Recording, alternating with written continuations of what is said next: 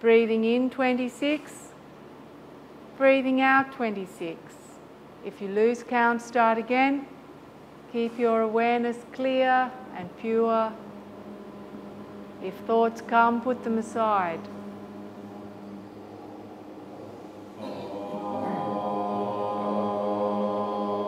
I was probably one of the most dangerous people walking the streets of Hobart when I came back from Vietnam. I'd say they were my dark years, or our dark years really, for the two of us. I felt that it probably would do me good in regards to growing up a boy with an adventure in front of him. I think if I hadn't done yoga, I'd probably still be trying to push myself too hard and end up rather broken.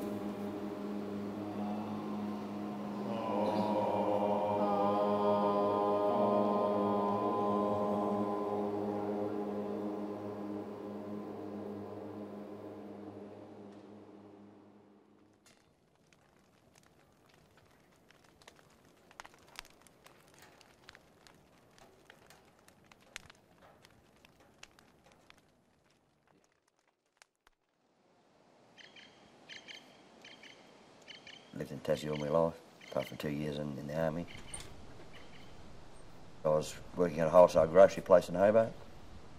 Received a letter in the mail saying I was called up and had to report Anglesey Barracks on such a date, and that was it. Went up there, got on the bus, went into the army. Well, I was a suburban boy in Sydney, and I just started an apprenticeship in structural drafting. I had no association with pride at all with what had happened. 1956, I was conscripted at the age of 20 and spent 2 years in the army. Came home, got married not long after, and thought that I was normal like most other people. Nightmares, strange habits. Not go to bed, sleep in the chair, or try to sleep in a chair. Things that I thought were perhaps normal, but no, they were far from normal in hindsight.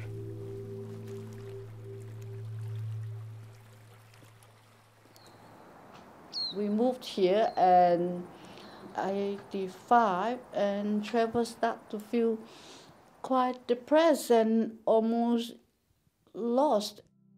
And then I think he had a nervous breakdown, that he went and see the counsellor. 5 years into my career, my first deployment overseas was in 2000 to Bougainville Island.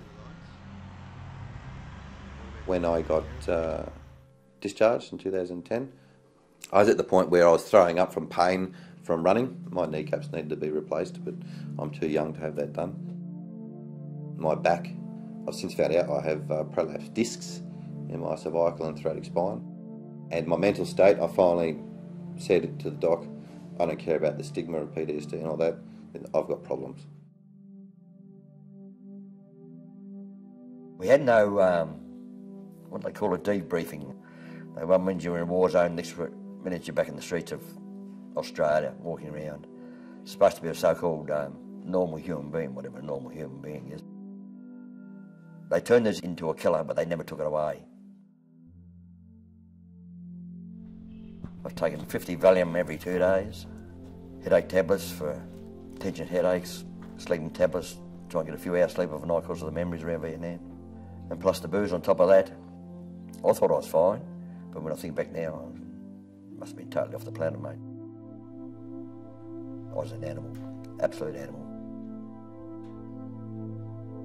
I was probably one of the most dangerous people walking the streets of Hobart when I came back from Vietnam. I could have killed anybody.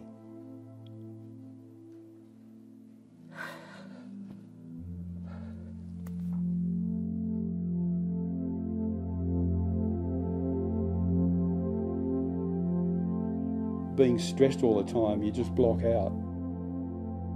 You know where your head is and you know where your feet are, but that's about it. So it's only you and I tonight, isn't it? We're not cooking for the... By that stage, I felt that I did need a bit of a help with my emotional state, and I'd heard of the VVCS, and the hardest thing I've ever done was to go down to there in the first place and admit that I've got a bit of a problem and I need a bit of help. And the easiest thing I've ever done is go back for the second session. Be aware of the movement that you're doing and the coordination of your breathing.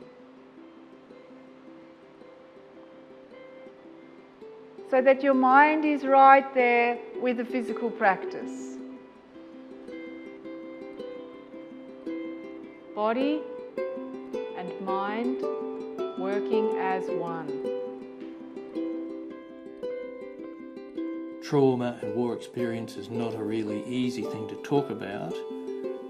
Many of the people we were working with felt quite isolated and alienated. And that's why practices such as yoga offer, if you like, an activity-based way of focusing the mind or meditating. Breathe in, raise them, crossing the wrists. Breathe out, lower them down in front, straightening your body. Keep going with this movement. Graham Perkins, he was the head of the Catholic service at the time. He arranged to have a one-day workshop. So afterwards, Trevor and myself kept hounding Graham Perkins to try a yoga class out once a week for veterans. So we went from there. Deepen your breath a little so that it starts to activate your body and help you to externalise a more active breath. Many of these men will have what we call disordered breathing patterns. It goes hand in hand with stress. They're stuck in the stress response. So their nervous system is kind of living in the past in a way, and those experiences can still seem very much in the present. Therefore, by applying our yoga practices, that the main thing here is to strengthen their relaxation response, that part of the nervous system which we also call the parasympathetic nervous system. If we can strengthen that, then gradually it can override that over-aroused stress response. So in that sense, it's a very good fit for this. As each part of the body is named, mentally feel that part without any physical movement. Focus only on the right hand thumb. Now the right index finger. Hopefully when they're out there in their day-to-day lives and something's come up for them, something's triggered something for them, those things can support them in that moment so that they keep their ground, their feet on the ground, and don't lose their cool. And then hold your warm palms over your closed eyes, feeling the energy and warmth going from.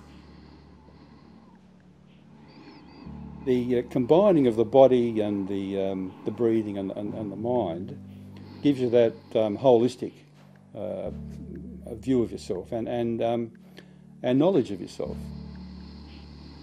You can feel your body tensing up, and then you can tell yourself, "Oh, that's the mind that's giving a message to tense the body up." There's a practice called Triadic candle gazing where you focus on a candle flame, and I'd sit there, some nights I'd sit there for hours into this actual practice of candle gazing. And it sort of got to the stage where the Vietnam stuff wasn't coming up, but I would bring it up myself and look at it and be the witness of it and let it go. There was definitely one technique to save my life. Oh, here's a big one. Look at that big weed.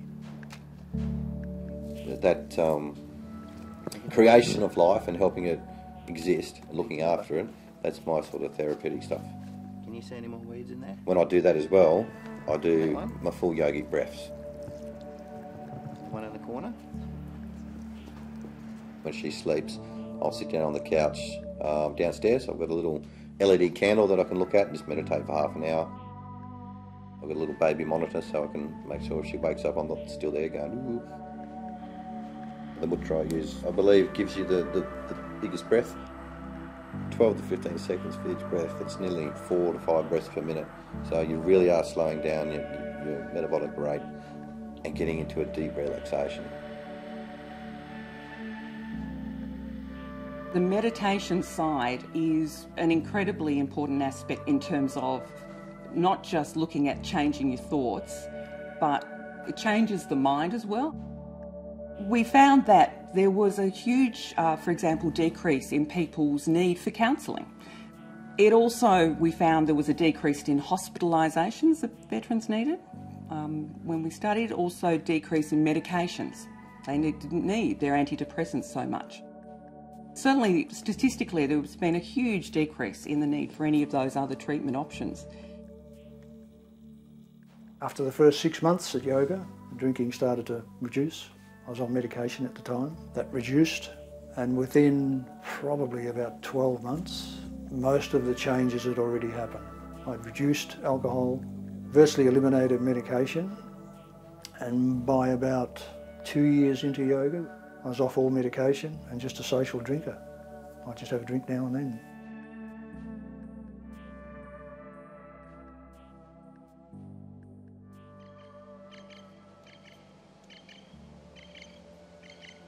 I decided myself that with the yoga techniques, yoga tools I had, I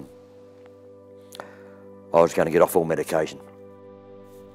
I gradually decreased the amount of tablets I was taking until I got to a stage where I don't take medication at all now. That's solely through the yoga techniques I was using.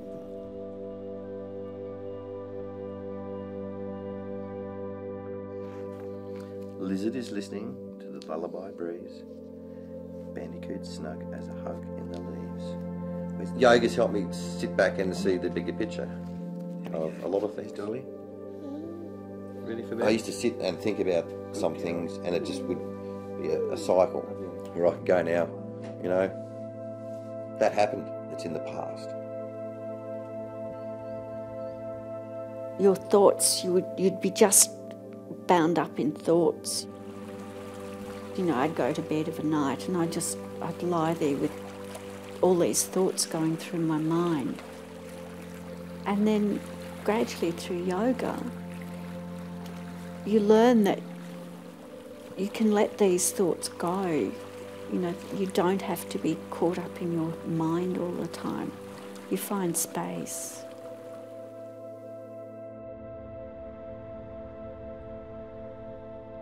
Even now, I've got to pinch myself sometimes, wake up in the morning and realise how good I actually feel, to how I was back then.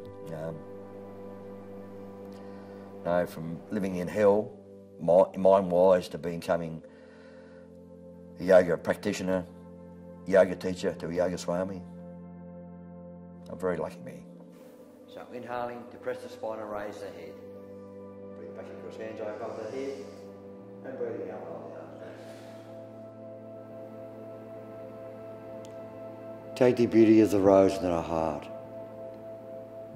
Say to yourself mentally, I feel totally at peace. I know of calmness through my mind and body. I feel totally at peace. Let's offer this feeling of peace and calmness to all beings in this universe who are suffering and not as privileged as what we are.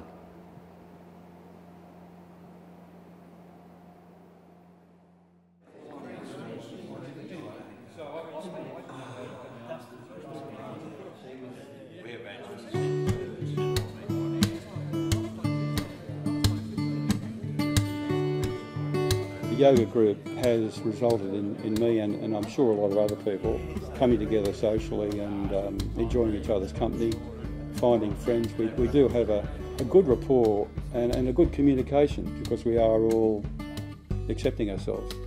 It's amazing how you get to know the blokes and get to know somebody's got a pony and somebody else has got a fetish for motor cars and other blokes building a plane, and it's really good, really interesting, and you keep abreast with it.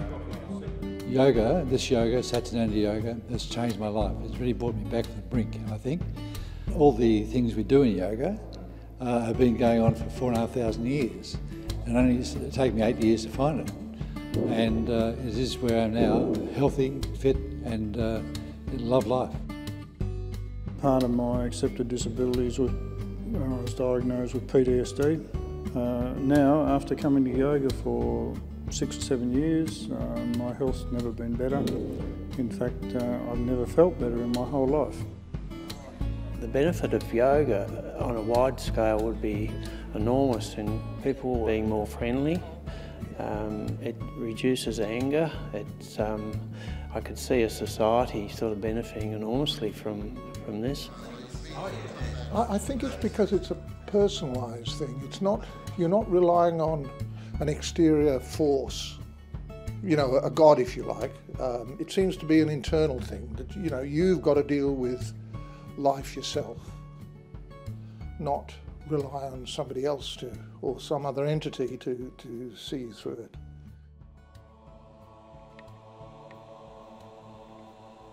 If I had my way, yoga would be offered every capital city throughout Australia. When these blokes are being discharged from Afghanistan or Iraq, mate, they're going to be out in the streets like we were, nothing. What are they going to do? Let them walk around? Get out a rifle, blow people away?